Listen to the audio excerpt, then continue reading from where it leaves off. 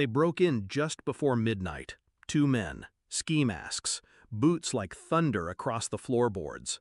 But training is reflex. Pain is remembered in the body, and mine remembers everything. The first fell with a shattered wrist, the second with his throat pressed under my knee. No words, no warning, just instinct, precision, and silence. Then one of their phones buzzed. I let it ring once, then again. Third buzz, I picked it up.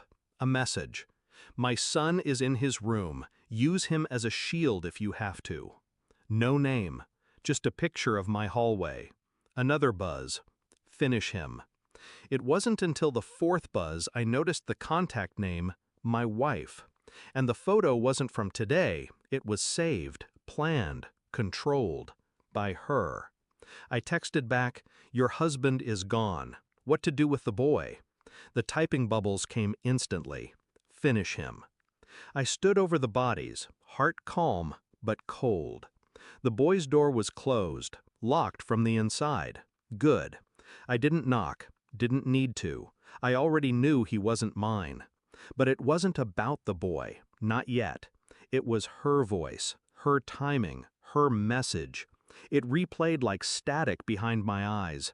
Use him as a shield. You don't write that about someone you love, or someone you've ever loved. I walked out the front door barefoot, covered in someone else's blood. She was there, parked across the street, passenger seat, lipstick, laughing, driver's hand resting too familiarly on her thigh. She didn't see me, but I saw everything. I picked up one of the Hitmen's ski masks, slid it on, and smiled. The next morning I made coffee.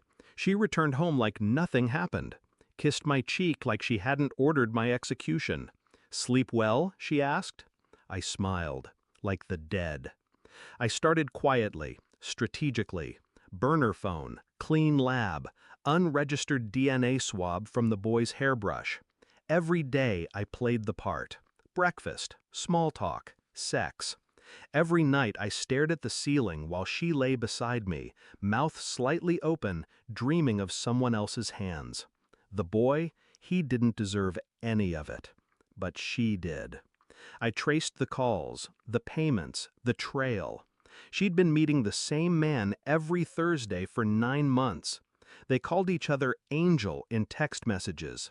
He called her by my name in bed. I watched the footage.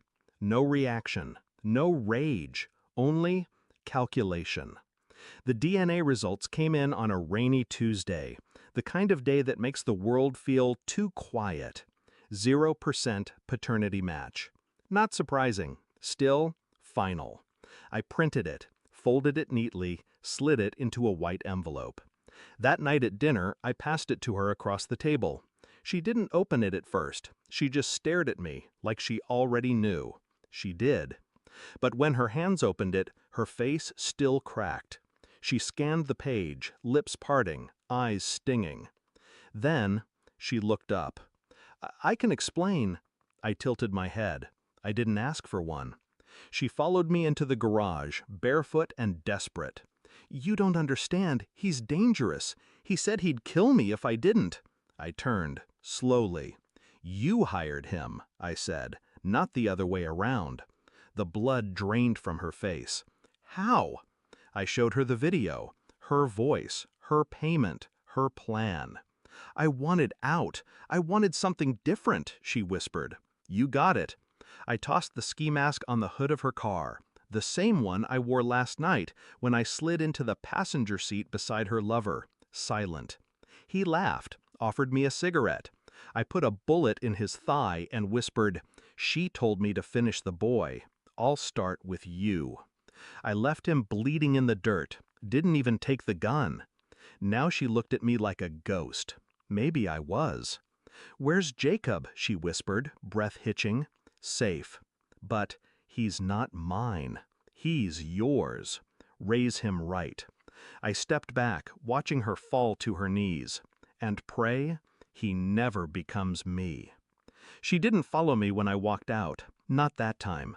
The storm outside had passed, but something colder remained in the air. Freedom. Not the joyful kind, the kind carved out of betrayal and rebuilt with resolve. I didn't take much, just a duffel bag, keys, and the folder. The boy would have what he needed. He wouldn't remember my face in 5 years. Good. I wasn't his father. I was just the last lesson she'd learn the hard way. I drove past the edge of town, past the silence, past the lie we used to call home. And as the sun rose behind me, I burned the ski mask in the passenger seat. Not to forget, but to remember.